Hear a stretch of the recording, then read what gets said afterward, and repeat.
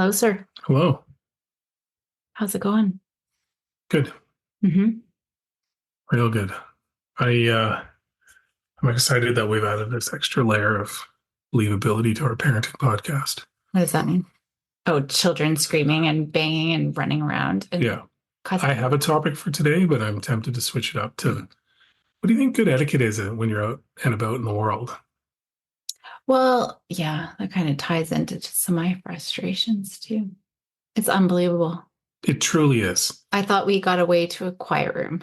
Yeah. And it's louder. We're staying in a condo type place right now for some peace and quiet and to And a wash laundry. family of elephants rolled in from California above us. Yeah. Every time I come, It's though, crazy.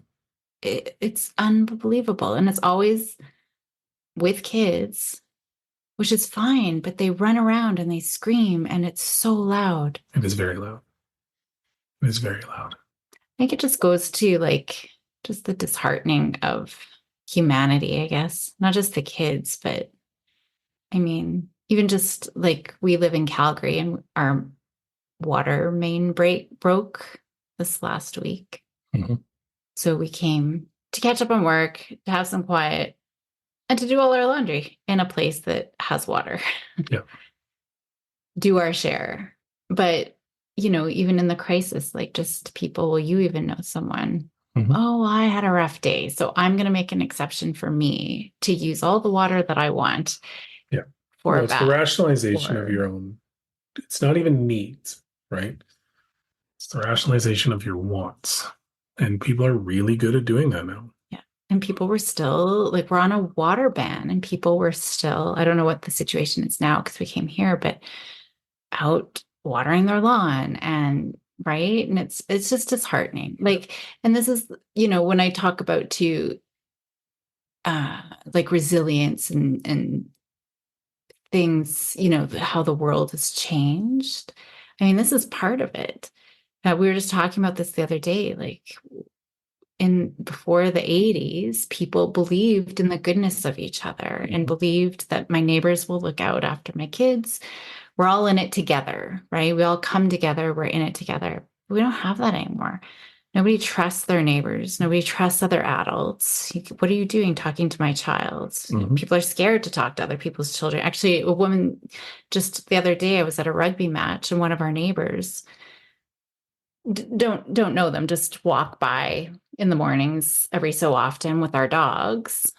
But we started talking, oh, your daughter plays rugby. And, like she would come up to me in the mornings on her way to school last year, almost every day. And we would just start talking. And I always worried that people would think that I was a weird neighbor talking to the kids. Mhm. And I'm like, that's so sad that you feel like that you can't talk to your neighbor, like the kids in the neighborhood. Anyway, I'm on a rant. Sorry. Just everything. And then, yeah, the etiquette piece. And Yeah. There's just a lack of consideration, it seems, a pervasive lack of consideration, right? Like, yes, everybody should be free to do what they want to a point, right? And I get it. Like, we've had little kids. Like, I get that sometimes it's tough and you can't really contain them as much as you'd like. But at the same time, unless they're getting the kids to move furniture, I'm not quite sure what they can be doing up there. And it's getting louder. it's getting louder. And I thought we came to a quiet room. I actually kind of hope it comes through because then it won't sound like we're crazy. People will be like, oh, yeah, that's really loud. So if you hear anything in the background, let us know in the comments. It sounds like They're jumping. They're jumping off the bed onto the ground because it's bed. You can tell they're trying to get, well, maybe they're not, but that's what they're doing. They're jumping off the bed onto the floor. Guaranteed. Mhm. They're on the top floor of a very thin floor. Yeah, if I ever run for government, that's going to be one of my platforms. No children above the ground floor. No children in restaurants after 5 o'clock unless it has animatronic animals. Then you can go all night. Anyways, So I have a topic today. What I came across was you get all these lists of things to say and things to do and how to act and all this, like for parents. So I came across one, and it's 55 positive things to say to your child. And I would love to get your opinion on them because I bet there's a few in here that are just going to make you Cringe. not a little bit. Some are totally fine. And hey, if we go 55 for 55, then we're great, but I don't think we will. Mm. So if you're up for it, I'll say the phrase. And who wrote this? Do you know? Probably some mom in Indiana. And this is the other thing that I'm just irked about. Just if you look at a lot of the parenting books and the popular parenting books that have come down over the past 20, 30 years, they're by these parenting experts that have no background at all, no understanding, no research. Anyways, But they've created life. Therefore, they're an expert. I suppose. Yeah. Ready? This might be more interesting than I thought today. Yeah. All right, number 1. You are helpful. Good. Good. That's a good one. But I would go further to say specify what it was that you were helpful with and how it was helpful. Perfect. You were right. Oh. Oh, is it like That's number 2. Oh, okay. But I wasn't saying you were right about the first thing. I'm saying number 2 is you were right. So these are all positive things to say to your child. Yeah. Okay, so they're saying for sure it's not. Yeah. So yeah.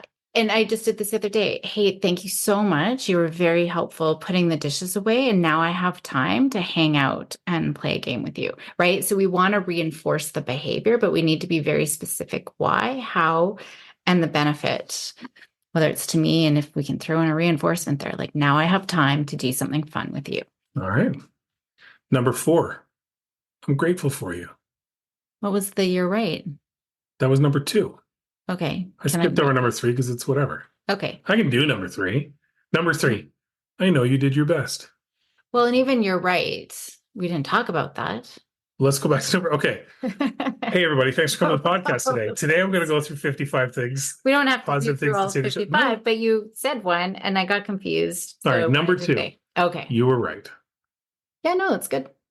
You made me go back for that. Like, come on. All right. Number 3.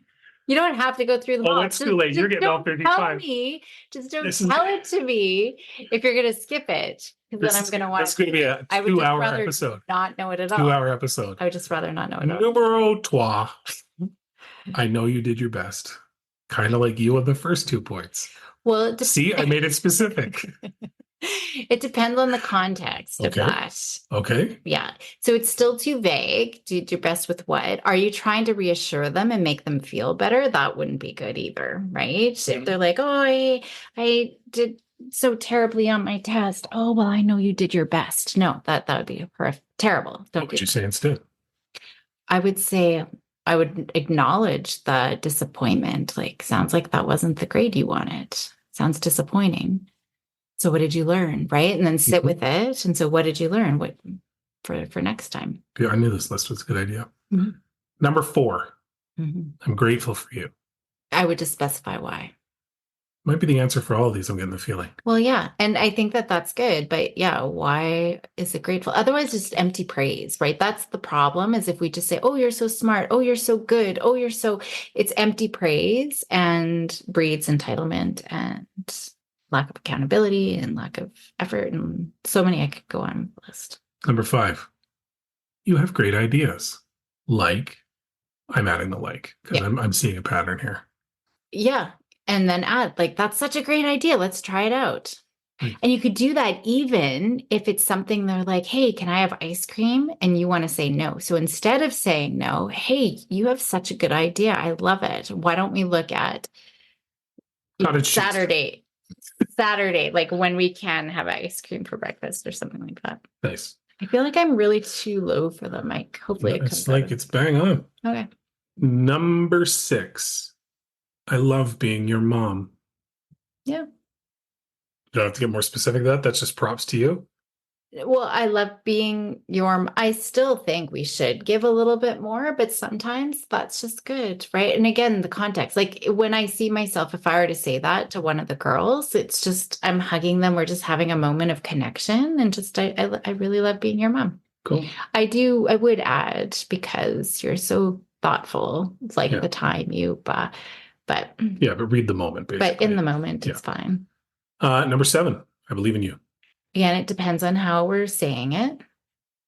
If it's trying to make them feel better, trying to change their mindset, that's not very helpful.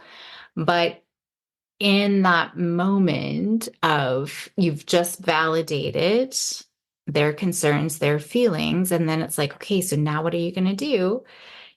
I don't need to say the words, it's my actions. Like when kids are learning to walk, right? We're like, yeah, yeah, yeah, come on, come on, come on, come to mom and get up. Like we're smiling and we're encouraging. We believe in them, Yeah. but we don't have to say the words. It's more in like how we embody that. Beautiful. You are important. Thank you. You're welcome. Number 7, you're important. Thank you. Well, then in response, I'll add number 9, you make me proud. This is just a back and forth for you and I now. Yeah, I think the answers are very similar, right? Okay. It's what is the context? Again, if you're trying to reassure them, if they're like, nobody loves me and you love my sister more. No, no, no, you're important. No, like that's not helpful, right? Anytime we're doing it to try to make them feel better out of a funk, trying to reassure them, that's the wrong time to say any of these things. But if it is that moment of we're calm, we're being thoughtful, we're being loving, these are good. How about number 11? You don't have to be perfect to be amazing. That's some Pinterest board stuff right there. Yes, yes. That's literally Like etched on a piece of driftwood hanging in someone's bathroom. it just always depends so much, right? And it really does because I feel like somebody would say that in a way to try to convince their kids that it's okay, you don't have to be perfect, right? And that's when we're trying to convince them, none of these are good. Which leads me into number 4. Especially if they don't believe it. If they don't believe it and we're trying to convince them, it's just going to make them feel worse about themselves. Great segue to number 14. Don't be afraid to be yourself. Oh, no, no, no. No? What? Please elaborate, doctor. Well, because what does that even mean? What does that even mean? Right? And we're probably trying to convince them about some aspect that they don't love about themselves, right?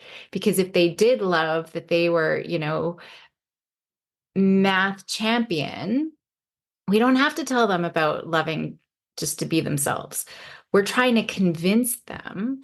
And so the more we try to convince them, we're creating this bigger, it's cognitive dissonance, right? That the story that everybody else believes, or I should be, but I don't believe it, it just makes them feel worse off.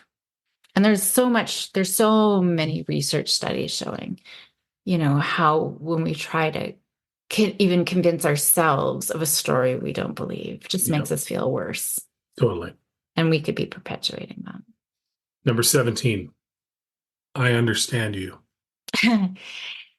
I would be asking them, how much do you think I understand on a scale of 1 to 10? Saying the words, if you have to say, I understand you, I get it, I love you, but you're not showing it and they don't feel it, your words are meaningless. You need to do. Yeah, I find any reference to understanding someone so condescending, no matter what age you are. Yeah. Because what you're basically doing is you're basically saying, I get it. I've been there. I know. I get. And the immediate reaction if anybody says it to me is, really?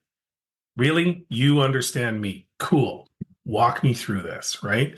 But it's funny because that again is one that would just, as a kid, I would be like, especially a teenager. If your parent came to you and said, I understand what you're going through, do you? Do you really? You get social media, you get all the pressure, you get all that. Do you? Well, back in 1986, when I had a scrap with my friend, like it's not ever the same. No. This family would not be the same without you. I like that in certain, yeah, I like that. Again, I've actually said that to the girls. Yeah, I have too. And in moments of that tenderness, we're just connecting, we're just hanging out, we're in the throes of connection. Absolutely. Yeah. Nice. But again, if we're trying to convince them, no, this family wouldn't be the same without, like then it's anytime. Yeah, if we're trying to convince them, it's never helpful. So this one they believed in so much they put it on twice on the same list. You don't have to answer it, but I'm just going to call it out. I know you did your best. Number 3 and number 22. Yeah. That's how much they believe in it. I've already talked about that. Yeah, I know. That's what I said you don't have to answer. Hey, if you really believe in something, it's important. Again, that feels like it's trying to convince them. Well, and also, no, no. I've listened to my children, and some of the things that come out of their mouths are not important, and they believe it wholeheartedly. Yeah. So I'd have a tough time with that. See, I'm more prone to ask open-ended questions, right? So, Yeah. like, if they were coming to me and they're like, "Oh, I want to be on the Olympic team," right? And we're like, "Oh, if you believe it, it's okay." So cool. My approach would be, "Okay, so what do you need to do?" Cool. Awesome. I'm going to support you. What do you need? What's the first step? Yeah. So it's asking those open-ended questions. Yeah. Number 29. Don't give up. We would probably say, again, I mean, thinking of context, we would probably say that when our kid is frustrated, given up, stupid, I'm never doing this again. No, don't give up. Don't give up. We're trying to convince them, right? No, it's not going to be helpful. They're just going to walk Now, in away. the context of before something happens, so say you're going to like a game that they're nervous about or they think it's going to be hard, is it then could you possibly say something like, look, I know this game is going to be difficult, or I know it's going to be hard at points. Just don't, do your best to push through it. Don't give up, right? Well, and so if we are proactive with a lot of things, then we can use some of these. So in this instance, like I would make sure kids know our brain wants us to give up when things get hard, even the toughest of the tough, right? Except for Even David Goggins. who's that? Oh, he's insane.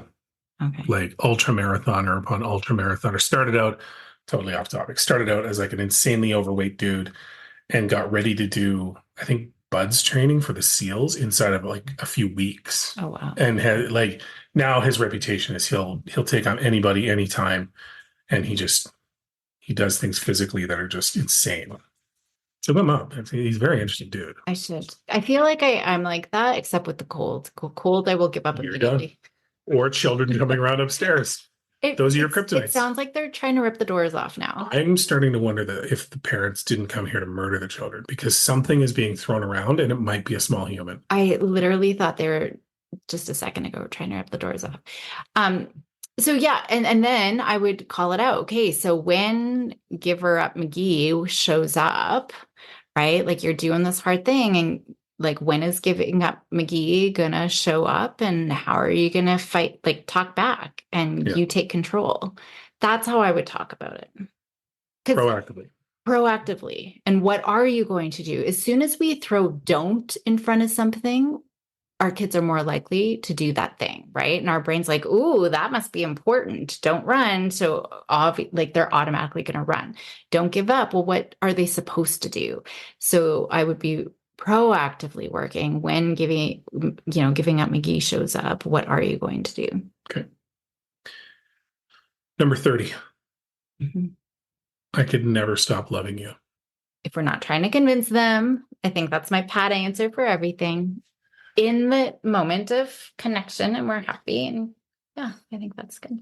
Is there a risk that in a difficult moment where it's not that you don't love your kid, but you don't want to be around them in that moment, or you're upset, or you guys are fighting, does that open the door for one of them to be like, you said you never stop loving me, and then you got a whole different fight in your hands? Well, and that's why we have to have that unconditional positive regard, right? Our love can never be contingent on them being good. On anything. It can never be contingent on anything. Ooh, this information I could have used 17 years ago. That's a problem. Although I got to say, I'm frustrated. It's not to say we can't be frustrated. I'm very frustrated with my girls right now, but I still love them. But they're frustrating. And my behaviors will always be, I love you no matter what. I don't always love the choices you make. Or the fact that you're in my atmosphere. Or just, well, no, in that case, it's like, I don't want to be around you. It's just, I'm feeling overwhelmed right now. Yeah. And I need to like go, sensory deprivation for a little bit. That's my needs. It's not you. Would it be appropriate in that circumstance to just simply put your hand on your child's face and gently push them away from you? Is that appropriate? I think I did that once when they were little. I think you've done that too. I do that to Maya all the time. Like when she's being annoying deliberately, I'll just put my hand in her face and just push. Not angry, not like I'm trying to hurt her. Just, I need you about 3 feet to this way. But again, we do like we have such a joking, Yeah. sarcastic Yeah. relationship. Like it's just a big joke. I would never And, do it at velocity. Like, and that's funny. And like, and they know it's funny and they laugh, right? well, do you know what her response to that is? What? She licks my hand. That's how she got me to stop doing that because I did it once and she licked my hand and I was grossed out. So now I have to try and get her on the forehead and slightly push with the palm of my hand. And then she tries to bite me. So the oldest one is somewhat feral, is what I've come to a conclusion. Maya tries to bite me all the time. Yeah, when you're in her business, she tries to bite you Like as a I tried to retaliation. kiss her. She Yeah. did. She actually like licked my cheek, like and got like half a tooth and tongue on my cheek. And she's not great with cutlery. Like I'm pretty sure at some point when we were out of town, she was left to be raised by wild animals by grandma or something. Because it just doesn't explain itself the other way. What's wrong with utensils? Have you watched her use utensils? Both our children. Well, honestly, you know that movie Nell, where Jodie Foster is a kid in the woods that comes out and has never had. Watching the children eat some days, that's what I think of. I'm like, have you never, ever seen cutlery and plates before? I know. I was watching one of our children, not to name names, like just 2 days ago. Yeah. And it was like, really? Like, how is that even functional? How are you even using those utensils? Yeah. But have you watched my brother? You mean a sibling of yours that we're not going to name? You only have one sibling, but let's try and keep it a little bit anonymous. No, I can't say that I've stared longingly at him while he's eating. 40-year-old man. Yeah. Same thing. Interesting. So what Maybe I'm hearing is Zanko genetic and it's coming from your side because the Stewart side locked in on utensils. We got it nailed. Chopsticks, no problem. Oh my gosh. Oh, I can't say anything, can I? Nope. Well, I was going to Nope. say, no. I was just going to say, like, Maya's got a friend who they've hit it off and had never met before. The only reason they met was in the grad lineup. Their last names are right next to each other. And so I was talking to my brother and he's like, oh, what's their last name? And I said, Smith or whatever. It's not really last name, but it's Smith, right? Whatever. And he's like, what? That doesn't make any sense. How could they be sitting next to each other? And then and then it took him a second. I just looked at him. He's like, oh, last name is Stewart. He for real thought my children had your last name for 17 years on this earth. Must have. So he's guaranteed. Like, why would a Bazanko be next to a Smith? Guaranteed Jessica has filled out every card with our children's name on it since they've been Well, born. why would they put our last name? They would never put our last name on a card. What a weird assumption, though. That's a weird assumption. He just assumption. wasn't thinking. I'm going to call your brother after this. You're like, hey, it's Andrew Bazanko calling. Yeah, it sounds weird, doesn't it? And then I'll just hang up. Hey, man. Shall we continue? Yeah. Hey, you can try again tomorrow.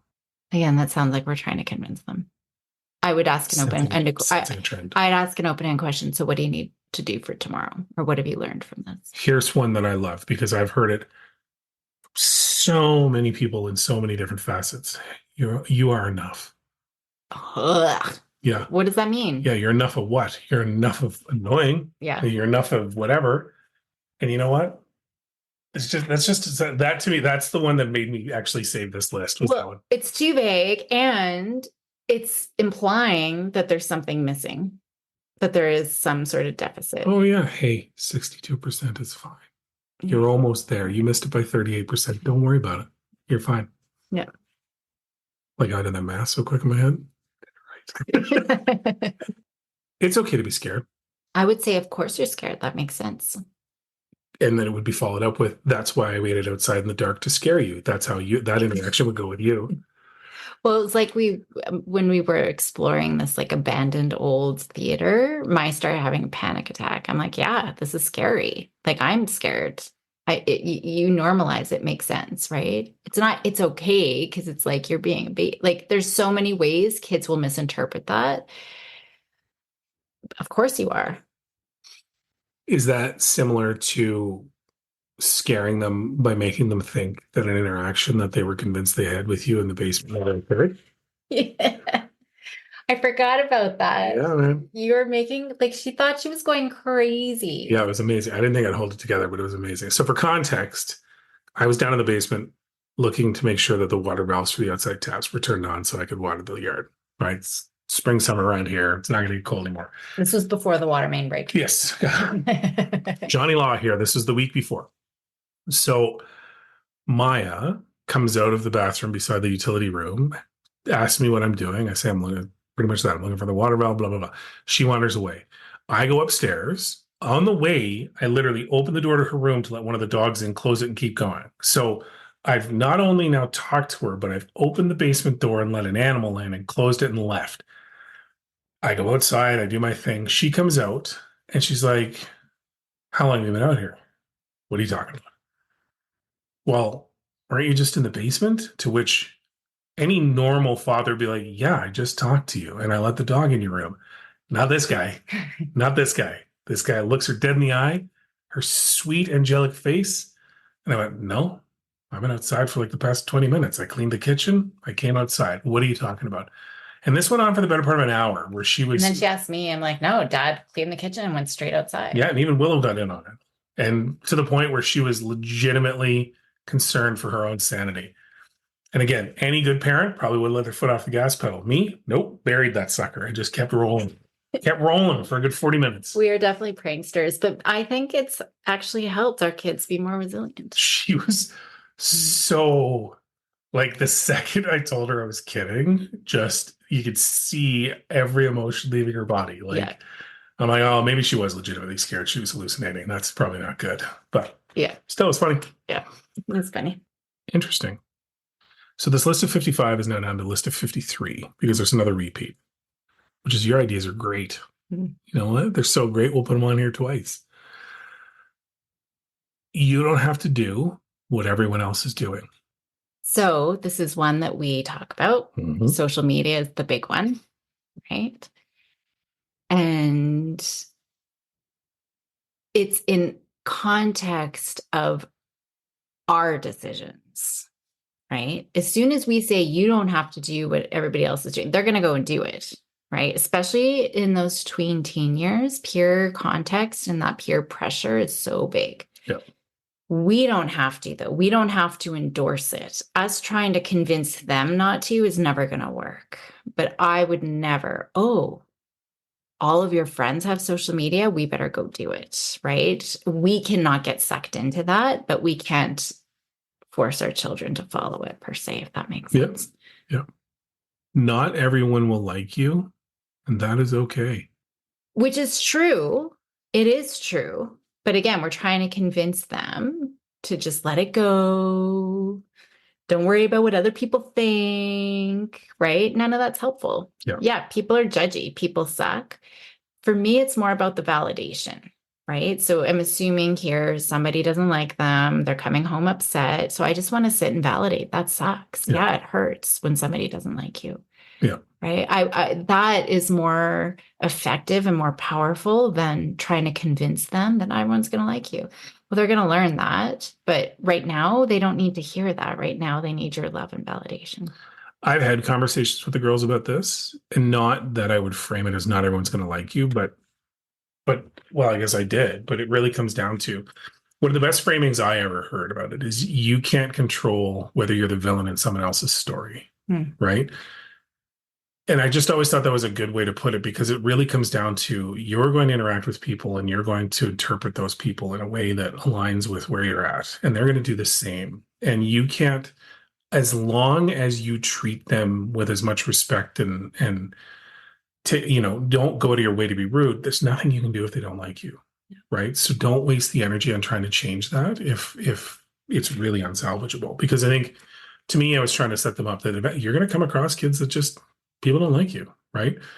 That doesn't mean you need to be pushover. That doesn't mean you need to have people be mean to you. None of that. But you can't control how people perceive you. If you've done everything you can to be nice, just keep going, right?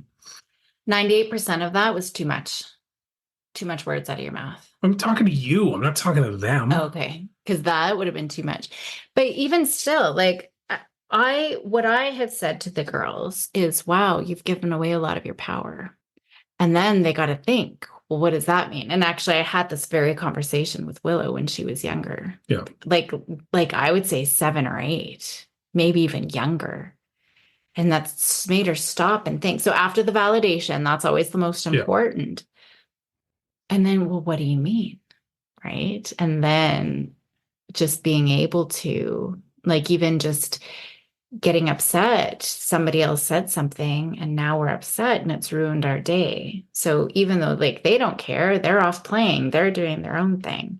So we've had that conversation and but I'm not trying to convince her or tell her. It's just like, wow, it's just that comment. So Yeah. she really had to think about it. And the conversation ended up lasting over a few days, her coming back to me and wanting to ask more and inquire more. So There you go. anyway, I'd just like to take a station identification break and acknowledge that the pounding has stopped. yes. So either the children are in bed or the parents were successful and are victorious. I'm not sure which, but I'm enjoying the silence. We're almost there. You're on the home stretch. You have a choice. Yeah. But you've talked about this, and I like this one because you've talked about how you apply this. Mhm. So repeat it for the people in the back. So it's your choice, right? This is accountability, privilege and responsibility, right? So to have the privilege, there is responsibility and accountability. So it's your choice. If you want to punch your sister in the face, cool. Like I'll know that you don't want to play Xbox if you hit your sister in the face, but I'll know you want to play your Xbox. This isn't me because neither of them would hit each other in the face, and we don't have Xbox. So we don't have video games, but or I'll know you want to play if you keep your hands to yourself. So it's your choice, kiddo, right? So we have to lay the choices out. Or I'll know you want to drive to school if you're in the car at 8:30. And I'll know you wanted to walk to school if you weren't in the car at 8:30. It's your choice. So thanks for letting me know you didn't want to walk to school or whatever, right? Yeah. So it's laying out what those choices are. All right. Is that what you're That was exactly, yeah, I knew that's where you go with that one. Okay, a couple more. Your attitude can change any situation.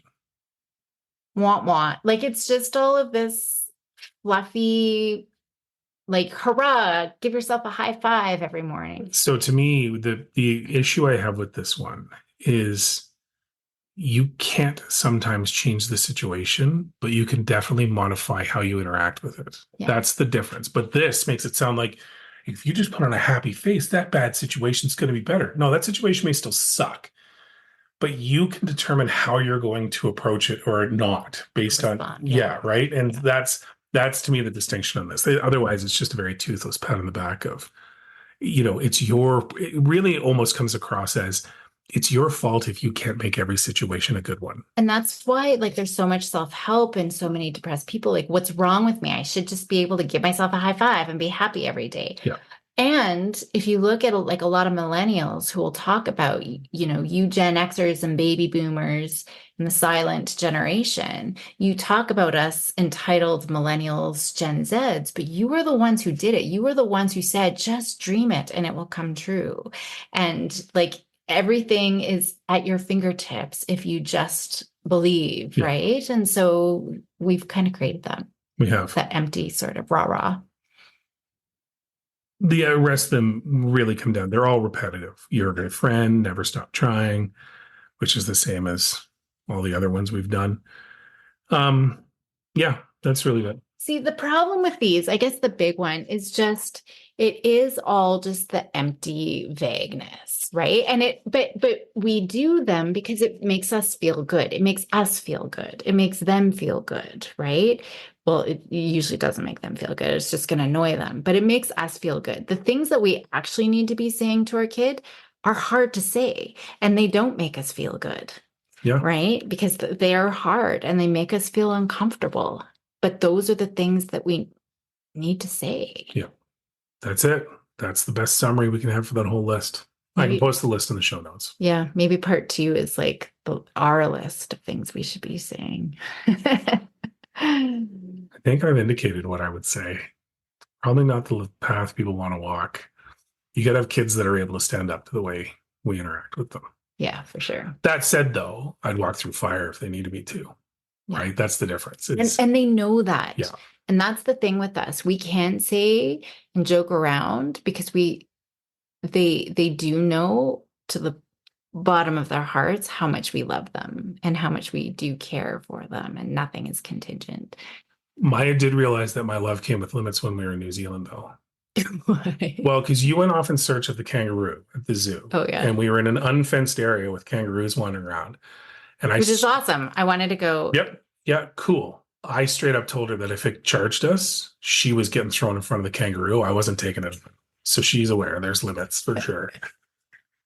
Yeah, that's it. I love you. Me too.